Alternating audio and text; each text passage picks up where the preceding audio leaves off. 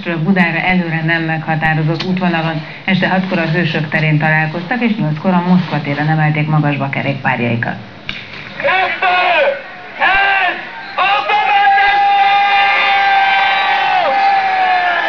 Kerekek a levegőben, ezrek a téren. Szerintük 2 kerék több, mint 4. A pressz betartásával közlekedünk szépen egész a Hősök teréig. A bölcsészeket hallják és látják.